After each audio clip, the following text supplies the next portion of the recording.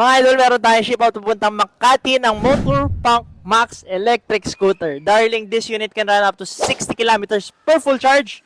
50 kph naman yung max speed. Nagpakabit si Bossing ng napakadaming accessories. Isa-isa natin mga idol. Meron tayong premium side mirrors. Meron tayong phone holder. Kiddie bar with hook. Nagpakabit siya sa susian. Meron siyang foldable basket.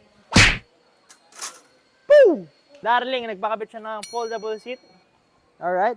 May suspension yan. Nagpakabit siya ng solid tires. From tubeless tires to puncture-free. Wala nang flat-flat. Solid rubber tires. Napakaganda. And lastly, nagpakabit siya ng steering damper. Yan. Beautiful machine. Shoutout kay Boss Dennis. David.